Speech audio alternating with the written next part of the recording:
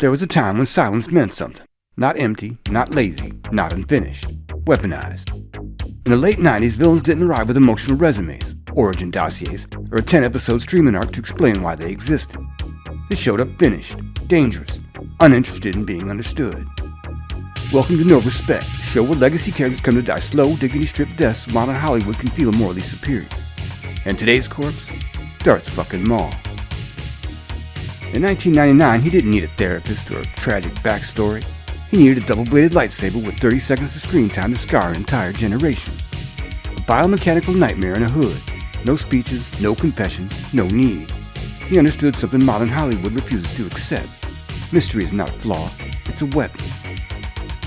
Go back to the Phantom Menace. Forget the Senate, forget the trade routes, look at the monster.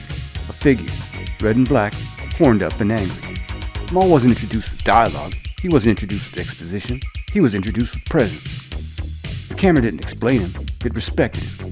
Every frame treated him like a problem that couldn't be solved. He stood there, saying nothing, and somehow said everything. Back then, Maul wasn't a character, he was a weapon. No feelings, no complexity, no carefully crafted emotional arc designed to make him relatable. He had a mission, and a scowl that could melt carbonite. When he ignites that double-bladed lightsaber, it isn't a character moment, it's a warning. And then Duel of the Fates drops. That sequence didn't ask for your attention, it demanded it. Maul moves like something engineered to kill. Every step is efficient, every strike is final.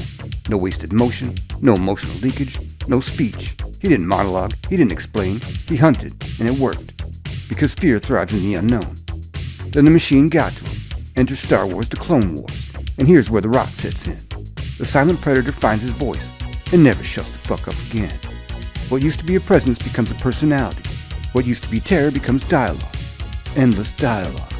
Revenge arcs, pain cycles, personal grievances dragged out episode after episode like a content farm squeezing out every last drop of a once perfect idea. Maul doesn't stalk anymore. He explains. Explains his anger, explains his past, explains his purpose. Every explanation cuts the legs out from under the character. Because once the audience understands the monster is finished.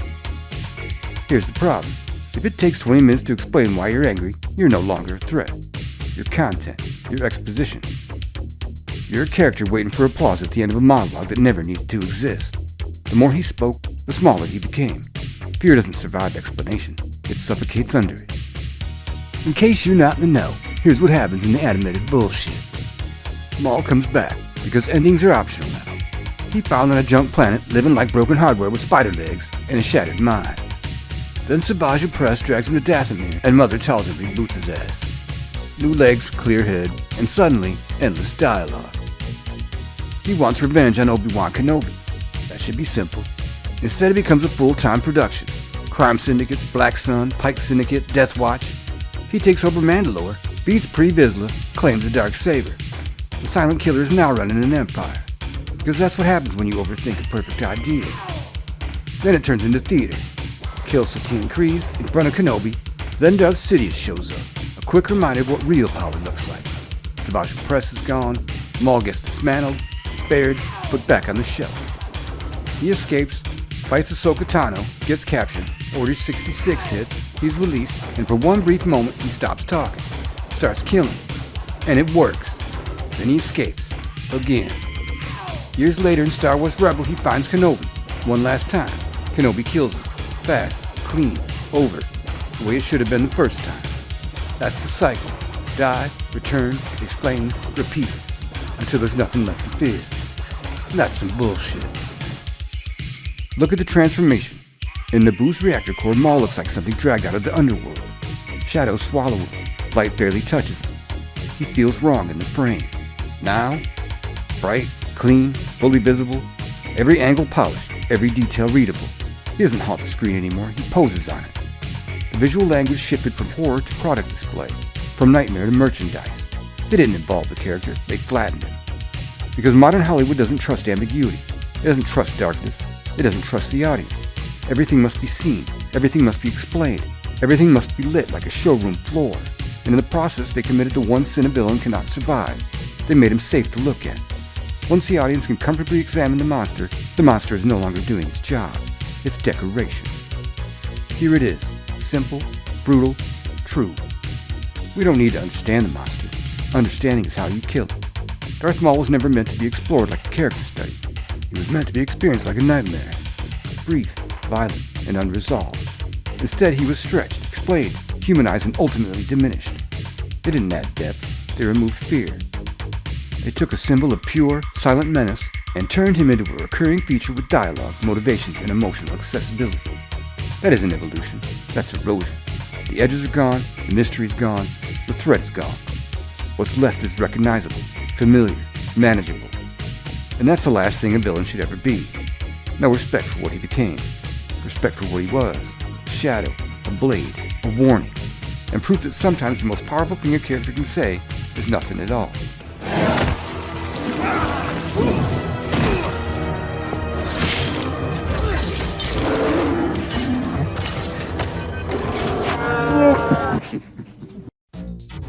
There was a time when Boba Fett was the coolest character in Star Wars. Not the desert orphan farm boy, not the cool smuggler with a big-ass dog, and not the dude in a black samurai suit breathing through a scuba mask.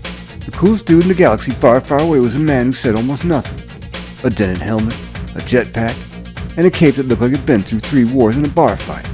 He didn't monologue, he didn't brag about his skills.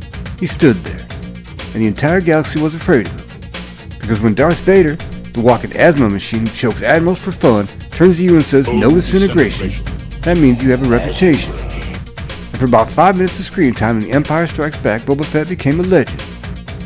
Shit, as a kid, me and my crew almost went to fists about who was going to play with that action figure. And we all got him through the mail. Hell yeah, the fucking mail. Welcome to No Respect, the show where legacy characters come to die slow, dignity-stripped deaths so modern Hollywood can feel morally superior. And today's corpse? My man, Boba Fett. Well, apologies, no one respects you. Look at what happens in Empire. The Empire hires every bounty hunter in the galaxy. You got lizard men, you got robot assassins, you got a guy looking like a Glenn Larson Battlestar Galactica Obi-Wan ripoff. But only one of them gets singled out, Boba Fett.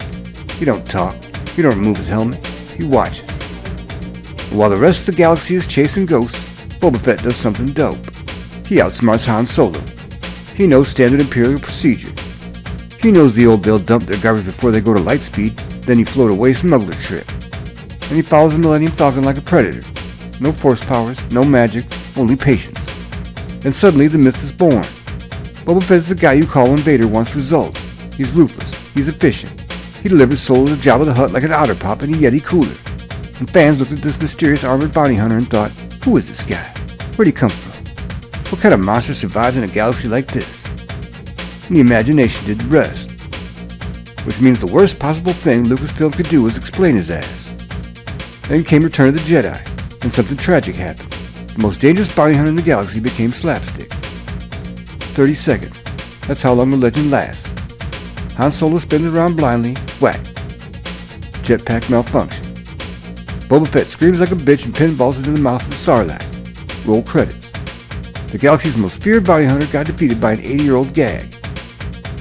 Fans spent decades pretending this wasn't embarrassing, because the alternative was admitting the truth. The coolest guy in Star Wars died like a Looney Tunes character. Then the prequels happened, and Hollywood made a terrible discovery. Mystery makes executives nervous, so naturally they decide to explain everything. Enter Attack of the Clones. Suddenly Boba Fett isn't a myth, he's a fucking kid. A whiny, sad-ass little kid. We meet Jango Fett, the clone template for the entire Republic Army, and young Boba follows him around like a mall security intern. Then comes the moment that's supposed to define his life. His father confronts Mace Windu. Lightsabers ignite, blasters fire, and in about 2 seconds Jango Fett gets his head cut off, right in front of his son. Young Boba picks up the helmet, and you can almost hear George Lucas thinking, again, it's like poetry, so if they rhyme. Every stanza kind of rhymes with the last one. Because now the mysterious bounty hunter isn't a myth, he's only a kid with daddy issues. Here's the irony. Boba Fett stayed popular despite the movies. Not because of them, comics turned him into a ruthless operator. Novels turned him into a galactic gunslinger. Video games turned him into a bona fide badass. Fans built a legend of the galaxy's most dangerous bounty hunter all by themselves. A man who works alone. A mercenary feared by both criminals and the Empire. A faceless hunter who lets the armor speak. Which is why, when Disney bought Star Wars, fans thought, alright, now we're going to get to see Boba Fett unleashed. Gritty crime story. Ruthless bounty hunter taking over the underworld. The rise of the most dangerous man in the Outer Rim. and then the Book of Boba Fett happened. In case you're not to know, here's what goes down in the Book of Boba Fett. The Book of Boba Fett begins with a promise. The legendary bounty hunter escapes from the Sarlacc. A survivor claws his way out of the desert and takes the throne once ruled by Jabba the Hutt. The galaxy prepares for a crime saga. It should have been The Godfather with jetpacks. Instead we got some bullshit. Guy wandering around Tatooine asking politely for respect. Respect? Bounty hunter who once froze Han Solo with carbonite is now running a customer service desk for criminals? The story splits itself in two directions. The present moves slowly. Slowly through the streets of Mos Espa. Boba Fett strolls through town collecting legions from minor players. Meetings replace conflict. Conversations replace tension. A crime lord rises without force. He spends half the show sitting in a bath tank remembering his feelings. First 4 episodes are flashbacks with Tusken Raiders. Flashbacks. Inside flashbacks. Inside a desert we've seen already 5 times in Star Wars. Life with Tusken Raiders unfolds along long stretches of screen time. Training, bonding, survival in the desert. The structure stalls the forward movement of the story. Momentum disappears. Threats appear and fade without weight. The Pike Syndicate emerges as a central enemy. Control of spice routes becomes the core conflict. The stakes remain distant. The criminal underworld never feels dangerous. Then the focus shifts. And then something unbelievable happens. The show stopped being about Boba Fett. Episodes 5 and 6 suddenly become Din Djarin and Grogu. Entire episodes. No Boba Fett. Best parts of the series don't even include the main character. The show literally turns into Mandalorian Season 2.5. Imagine watching Breaking Bad and halfway through the season the show becomes Better Call Saul, and Walter White isn't there. That's what happened. Boba Fett became a guest star in his own show. The narrative returns for a final confrontation. A battle erupts in the streets of Tatooine. Blaster fire fills the city. A slow-motion scooter chase through Tatooine that moves at the speed of a grocery cart. Cyberpunk teenagers riding colorful mopeds through a dust bowl. This is supposed to be the criminal underworld. It looks like a youth outreach program. And Boba Fett rides a Rancor. Not a Mythosaur. Not even a Paris Ichthyosaur. Fucking Rancor. Allies gather. Enemies advance. Conflict resolves quickly. The throne remains. The Empire stabilizes. The story ends where it begins. A man sitting in a chair. A legend reduced to administration. No empire built. No fear established. No transformation completed. Only a title. And a silence where something larger should have been. And the biggest crime? The helmet. Boba Fett used to be terrifying because you never saw the man inside. Now he removes it every 10 minutes. The faceless bounty hunter became just another dude. Talking, explaining, negotiating, asking criminals to behave nicely. The character built on mystery got buried under overexposure because modern franchises can't tolerate silence. Everything must be explained. Everything must be softened. Everything must be friendly. And the galaxy's most feared bounty hunter became a middle manager. The galaxy's biggest pimp bounty hunter didn't get defeated by Jedi. He didn't get taken down by smugglers. He didn't get hunted by the Empire. He got defeated by something more powerful. Franchise storytelling. No respect.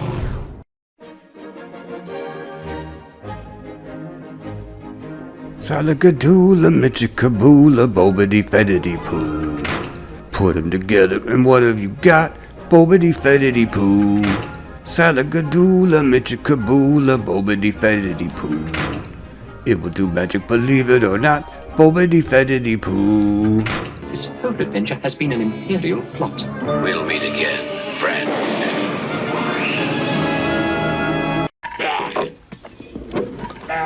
Don't do that.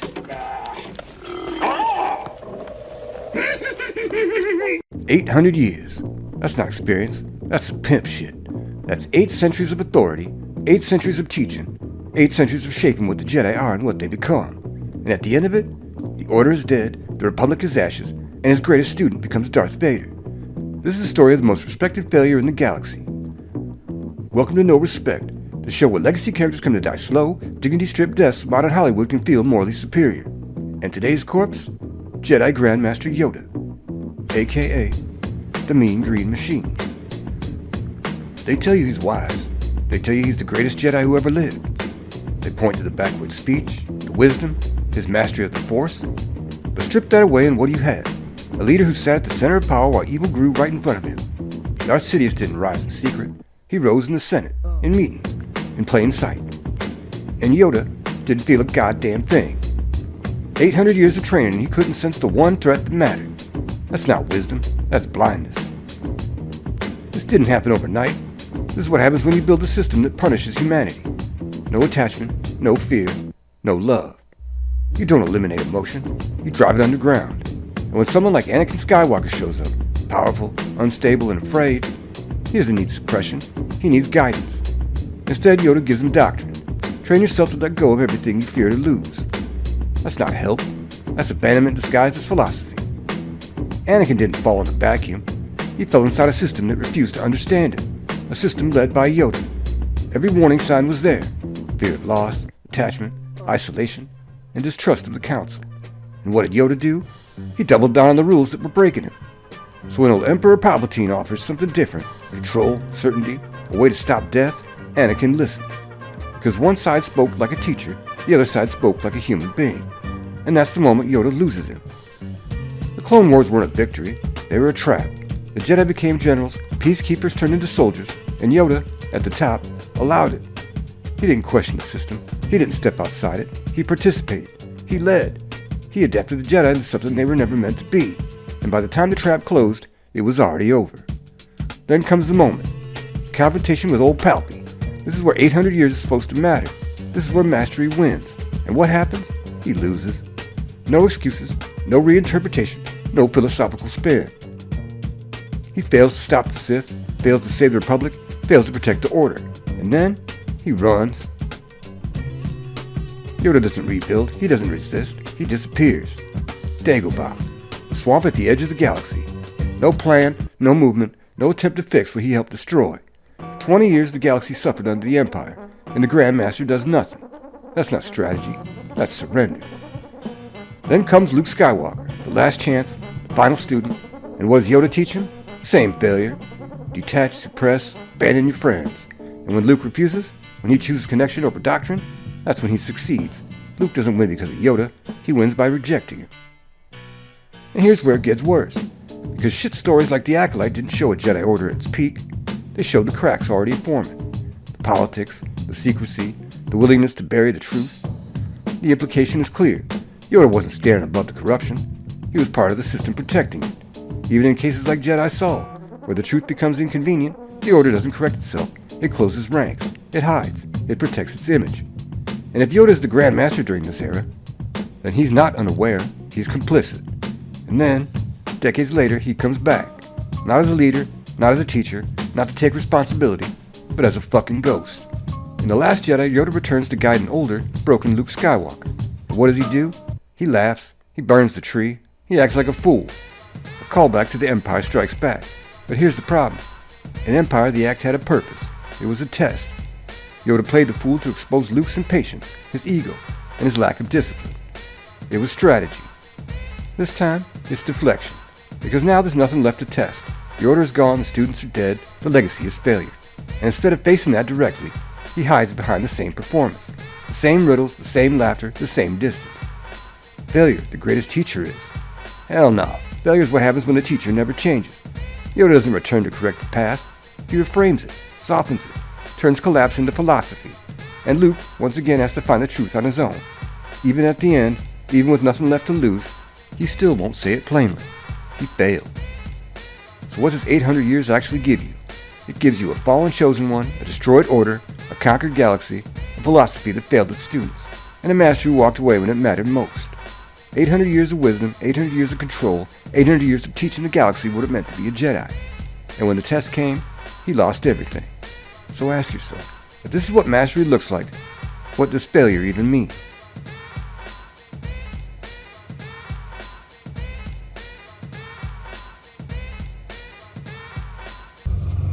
We're not under the Empire.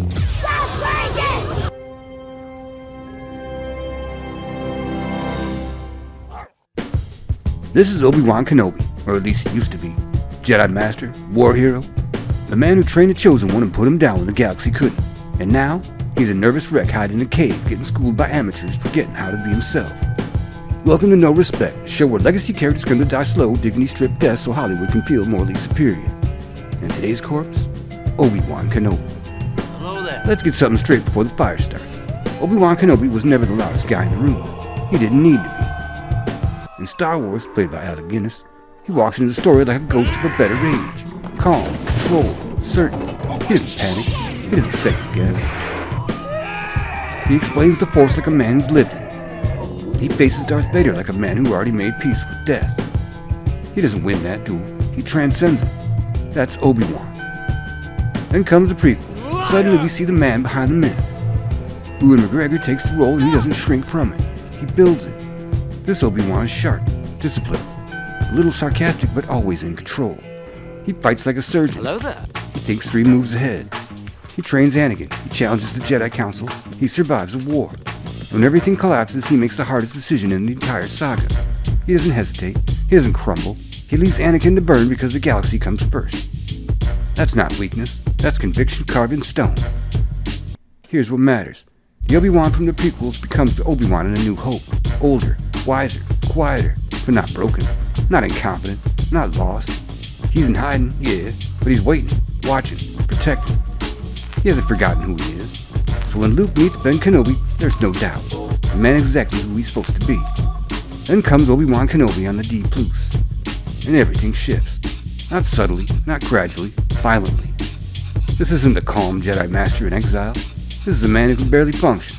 Disconnected from the Force, terrified of confrontation, constantly reacting instead of leading. This is Obi-Wan Kenobi, rewritten as a failure. Let's talk about what they actually show you. This Obi-Wan gets outplayed repeatedly. He doesn't anticipate danger. He doesn't control situations. He stumbles into them and hopes to survive. He struggles to use the Force. He hesitates in combat. He loses the edge that defined him. This is the man who defeated Darth Maul, who held his own against Count Dooku, who defeated Anakin Skywalker. And now, he's running. He's guessing. He's behind. That's not character evolution. That's character erosion. Then we get the moment. The duel. Obi-Wan Kenobi versus Darth Vader. A game. Between Revenge of the Sith and A New Hope. And this is where the foundation cracks. Because in A New Hope, Vader says, "When I left you, I was but a learner. Now I am the master." That lie only works if they haven't met since Mustafar. It only works if that memory is frozen in time. But the series forces a reunion, a rematch, another emotional confrontation. Now that line, it's not powerful. It's confusing. It's retroactively weakened. The myth collapses under revision. Let's talk about the core betrayal. Obi-Wan's purpose after Sith is simple. Protect Luke Skywalker. That's it. That's the mission. Everything else is secondary. But what does the show do? It pulls him away. For Leia. Yeah, that little bitch matters, but Obi-Wan don't know it yet. What he does know is that Luke is the last hope, and he leaves his ass. He abandons the one job that defines his entire existence. Not because he has no choice, because the plot needs him to. That's not sacrifice, that's inconsistency. The biggest loss isn't power, it's identity. Obi-Wan was never loud, he was never emotional in the open. His strength was restrained. But in this series, he's consumed by guilt, paralyzed by fear, haunted to the point of inaction. And yes, trauma matters, but this isn't growth through trauma. This is replacement. The composed mentor becomes a broken survivor. The steady voice becomes uncertain. The man who trained Anakin can't even trust himself. And when he finally comes back, it feels less like a return and more like a temporary permission slip to go to the bathroom. Let's ask a simple question. Why would Han and Leia name their son after Obi-Wan? Ben Solo. Think about that. In the original timeline, it makes sense. Obi-Wan was a legend, a guiding force, a symbol of hope. But after this series, Leia remembers him as a nervous, uncertain man who needed rescuing as much as he gave it. That's the legacy. That's the name you pass down. It doesn't add up, because the character doesn't line up. Obi-Wan Kenobi wasn't destroyed in one scene. He was diluted, softened, confused, and rewritten to fit a smaller story. Instead of elevating the myth, the series reduces it. Instead of showing a man in exile holding the line, it shows a man who forgot why the line mattered. And that's the problem. Because Obi-Wan Kenobi was about certainty, about faith, discipline, and purpose. And when you take that away, you don't get a deeper character. You get a different one. Obi-Wan Kenobi didn't lose his legacy. It was lowered, rewritten, and treated like it existed to serve someone else's story. Some characters aren't destroyed by failure. They're diminished by the people who didn't understand them. There are no women, and there are still no women. I don't know if that's because of the roster system not, again, providing those opportunities for women. I can't leave the boy. This isn't about the boy, and you know it.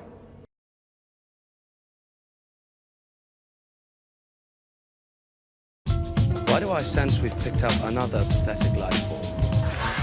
Oh, Sassy! I don't mind flying, but what you're doing is suicide. Did somebody say sassy? Too risky. Besides, your senses aren't that attuned to my young apprentice. And yours are. Possibly. On a scale of 1 to 10, where 1 is not sassy and 10 is sassy, I'd have to say 10. Sassy! Very well. The burden is on me not to destroy all the droids until you arrive. Still sassy. I will petition immediately to have you set free. Well, I hope it doesn't take too long. I have work to do. I just stepped in a big pile of sassy. I was beginning to wonder if you'd got my message. I retransmitted it just as you had requested, Master. Then we decided to come and rescue you. Good job. Kinda young, kinda now, sassy. Go and find her. Where are you going, Master? For a drink? I sense a trap. Next move? Bring the trap. What do you say, Senor Sassy? Sassy! Chancellor Palpatine, Sith Lords are our speciality. Sprechen Sie sassy? Why do I get the feeling you're going to be the death of me? Don't say that, Master. You're the closest thing I have to a father. Then why don't you listen to me? You just entered the sassy zone. Wait a minute. How did this happen? We're smarter than this. Hey man, you down? Like and subscribe. Catch you on the flip side, flapjacks.